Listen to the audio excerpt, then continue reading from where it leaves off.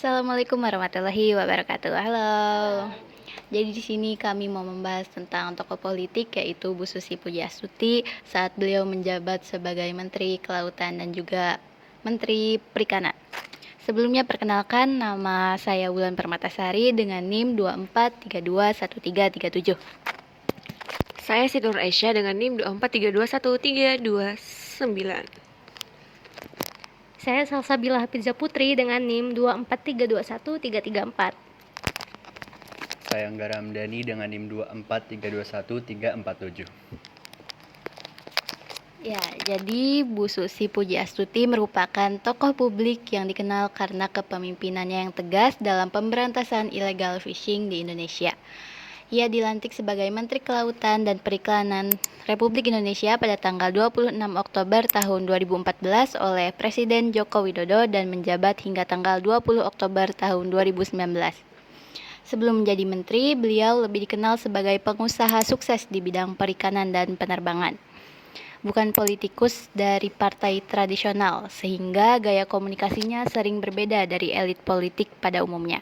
Salah satu momen paling ikonik dari masa jabatannya adalah penenggelaman kapal asing FP Viking pada tanggal 14 Maret tahun 2016 sebagai bagian dari upaya pemberantasan illegal fishing melalui Satgas 115 yang beliau pimpin.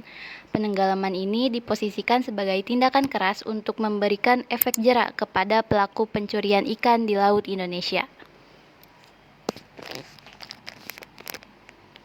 Bu Pujiastuti menggunakan bahasa yang langsung dan mudah dipahami oleh publik. Misalnya slogan atau ujaran populernya yakni tenggelamkan kapal pencuri ikan. Manuver ini tidak hanya menyampaikan kebijakan teknis, tetapi juga menginformasikan makna kedaulatan, menggabungkan tindakan dan pesan simbolik yang kuat. Dalam teori komunikasi politik, strategi semacam ini sesuai dengan teori framing, yakni bagaimana pesan politik dikonstruksi untuk menekankan aspek tertentu dari isu dan mengarahkan interpretasi publik sesuai tujuan pembicara. Bu Susi tidak hanya sekedar memberitahukan fakta penenggelaman, tetapi beliau memilih kata, ekspresi wajah yang tegas, dan penempatan kapal sebagai monumen peringatan di Pangandaran untuk menciptakan bentuk narasi yang memengaruhi persepsi publik bahwa negaranya itu kuat, tegas, dan serius dalam melindungi lautnya. Dalam kasus ini, beliau memakai gaya komunikasi yang mencerminkan kombinasi retorika kuat, strategi kebijakan yang melakukan tindakan nyata, dan komunikasi simbolik untuk mencapai efek persuasi publik. Ia mengambil posisi yang tidak hanya sebagai pembuat kebijakan, tetapi sebagai figur yang melibatkan publik dalam cerita besar tentang kedaulatan laut Indonesia. Strategi ini relevan dengan pendekatan komunikasi politik modern yang menekankan pesan yang jelas, konkret, dan berpengaruh, bukan hanya narasi birokratis yang abstrak. Model klasik seperti Laswell, model tentang siapa, mengatakan apa, melalui saluran apa, kepada siapa, dan dengan efek apa, bisa digunakan untuk menganalisis tindakan beliau dari konten pesan dan saluran media yang digunakan, sampai efek terhadap persepsi publik tentang kedaulatan laut.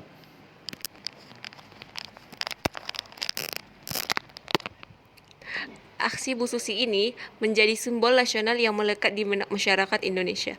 Media massa dan publik melihatnya sebagai tindakan protektif terhadap sumber daya laut Indonesia, bukan sekadar kebijakan administratif.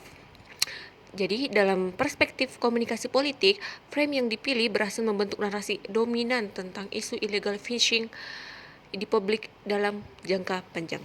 Jadi, bukan hanya fokus pada detail hukum atau teknis penenggelaman, tetapi juga nilai kedaulatan, ketegasan, dan tindakan nyata negara. Itulah kekuatan gaya komunikasinya, yakni pesan yang sederhana namun kuat dilihat publik sebagai representasi dari jiwa kepemimpinan yang bertindak karena kedaulatan bagus, sehingga bukan sekedar informasi administratif, tetapi juga pesan politik yang meresap ke publik. Nah, Jadi dapat disimpulkan bahwa gaya komunikasi politik Ibu Susi Pujiastuti ini pada kasus penenggelaman kapal asing FV Viking ini tidak dapat dipahami semata-mata sebagai kebijakan teknis penegakan hukum kelautan.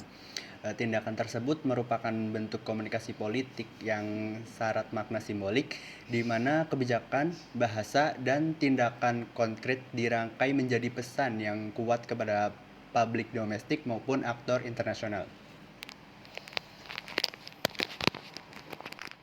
Ya, jadi melalui penggunaan bahasa yang lugas, simbol tindakan yang ekstrim namun terukur, serta pemanfaatan media massa sebagai saluran utama, Bu Susi Pujiastuti berhasil membentuk opini publik mengenai pentingnya kedaulatan laut Indonesia. Dalam perspektif teori komunikasi politik, hal ini menunjukkan bagaimana seorang tokoh publik mampu memanfaatkan pesan dan media untuk memengaruhi persepsi, sikap, dan kesadaran politik di masyarakat. Kasus ini juga memperlihatkan bahwa komunikasi politik tidak selalu diwujudkan dalam pidato panjang atau retorika formal, melainkan dapat hadir melalui tindakan nyata yang memiliki daya persuasif tinggi. Dengan demikian, gaya komunikasi Bu Susi Pujiastuti dapat menjadi contoh bagaimana komunikasi politik yang tegas, simbolik, dan konsisten dapat memperkuat legitimasi kebijakan, serta membangun kepercayaan publik terhadap negara dan pemerintah. Oke, cukup sekian pembahasan gaya komunikasi politik tentang Ibu Susi Pujiastuti selama beliau menjabat sebagai Menteri Kelautan dan Perikanan. Semoga dapat bermanfaat ya dan menambahkan wawasan-wawasan kalian. Demikian, Assalamualaikum warahmatullahi wabarakatuh.